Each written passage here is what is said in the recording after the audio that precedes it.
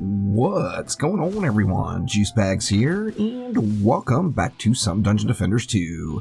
We're getting there, y'all. It is time for floor number 23. So, making a little progress here, let's take a quick peek at the loot from the last run. And I think the only piece I got I already equipped, which of course was that flame aura, if you all remember that from last time around. And it looks like no other real high quality loot. We'll just trash all of this stuff. Now, a quick reminder before we get started, it is Saturday, so today I'll be live streaming right here on YouTube, starting at noon Pacific time. Swing on by, say what's up. I would appreciate it. Let's see, let's hop on into floor 23 and see what we get. And looking like it is going to be the throne room this time around. Let's check out these mutators. We got Zerker Womps here, Zerker Throwers. We got Dreadbones down on that lower lane, but Armored is a bit of a gift on that lane. What else we got? Geo Womps. We actually have it pretty darn easy. So let's just go ahead and get to it with the usual. 1 PDT, 1 Earthshatter, and no cyborgs on this lane. I'm just going to smack these flame auras right down in the middle of the lane. Taking a look over here, we basically have the exact same setup. So we're going to go 2 flame auras, 1 poison dart tower, and 1 earth shatter. Now, I always like to double check and make sure we don't have any javelin throwers or hex throwers on these 2 lanes. As we know, on the regular throne room version, they will come out and throw at those sub-objectives there. And that is not what we're wanting to happen, that is for darn sure. Now here, the Zerker Fire lane is unstoppable, so I'm not really too worried about that, as we're not going to be slowing them at all. But I am going to give it just an extra Earth Shatter right there, since we do have the sub-objective, and there's going to be a nice few Zerkers. We'll go 2 Flame Auras here. And then here we got Geo Womp Womp Vanguards. Just the usual will take care of this lane. Just go 1 and 1 on the PDT Earth Shatter just to get that Petrify happening. And then once again, no cyborgs, so right down the middle of the map. And then we got 2 lanes left. We've got, what, 400 DU left, so we've got plenty of mana to go around.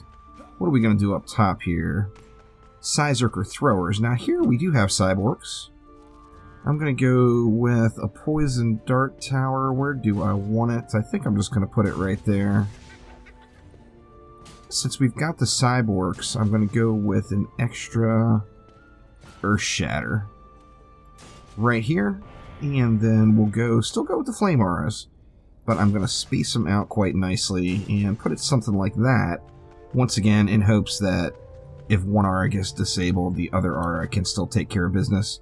And then we've got 180 DU left. Dreadbones is relatively easy, as although Dreadbones is going to come out and push through your stuff just about every single wave, you're still going to be able to just burn them up. So we're just going to go ahead and go with a couple of Flame Auras right there. And we're just going to forget about that last 20 DU. And let's get this bad boy running. Now, I do anticipate Dreadbones will run right through. You know, he's going to get petrified, but at the same note, the diminishing returns are going to stack up pretty darn quick on him. So for Dreadbones, I do want to be ready to burn him down myself. And here comes the captain now. Let's see how he fares. He's actually getting chewed up pretty nice. Oh, look at that, they actually took him out. I mean, he pushed all the way to the end of the Flame Auras, but they did take him out. So a couple of upgrades may actually completely resolve that lane. Now, one of the downsides about going so heavy Earth Shatters on the map is your ears will be bleeding by the time you're done with your Ancient Power reset. As we know, these Earth Shatters can be just obnoxious in their animation and sound, especially when you've got them all over the map like this, but they are so strong. As we see, it just made absolute just light work out of this very first wave. Let's go ahead and just throw upgrades on all this stuff, really. Let's just go ahead and hit everything. Let's see, we got those already. Let's get these flame auras. hit up all this stuff. I wonder, am I going to have enough to hit everything? We're going to have to see. It's going to be relatively close. Alright, we got all that stuff. Only 300 DU left, so no, I'm not going to be able to hit everything. We know we got Dreadbones here every wave, so I am going to hit this particular lane up. And that's going to leave me 100. Let's go right into both of those Earth Shatters there. And do we have enough up here? Nope, not quite enough to get a Flame Aura upped. Now I'm expecting that Captain will just get completely annihilated, but I do want to sit here and just watch for him through this first wave, as, you know, the Captain can be sneaky. Come on, Captain, come on out now.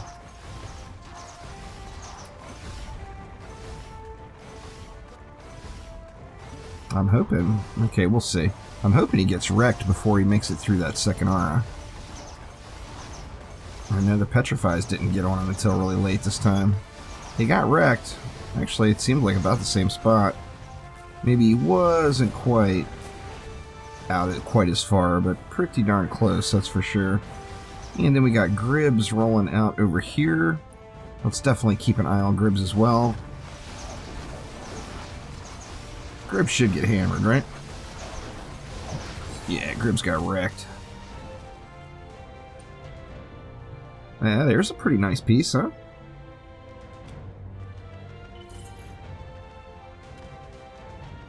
And we're looking pretty darn good. We got just a couple mobs. Alright, wave 2 is done. Let's go ahead and jump on forward to wave number 5 and get this map finished out. Alright, and here we are on wave number 5. So, pretty smooth sailing so far. Really just no exceptional loot dropping. I mean, there's usable pieces, but nothing that's going to make me really bother going through and swapping them all out so far. But, you know, we got one more wave plus the victory chest. Hopefully, we get something good. I'd love to get another legendary relic. That would just make life oh so sweet. We're getting the job done here. Basically, as you see, I'm still sitting on 1,000, so I did spray some upgrades around. Not taking it quite as chillaxing as I was in the earlier maps and not upgrading, as it's time. It's definitely time to start upgrading, as periodically a sneaky mob is making a little run and I have to pay attention. So, of course, by upgrading, it extends that time and makes it so you don't really have to pay too much attention quite yet. Okay, we got Thork and a Plaguing Hawk. Let's go ahead and get Thork wrecked up first. Alright, we got Thork down. What was that item? Ooh, there is a relatively decent medallion. I'll keep that one around for sure. What do we get over here? Ooh, there's another one. Anti-ranged servo. That one is screaming Skyguard Towers, I think. As, you know, the Wyverns and the Lightning Bugs are both ranged mobs. So we got a couple of decent upgrades there. And we are ready to move on to wave or floor number 24. Now, floor 24 is where the big shortcut is going to happen.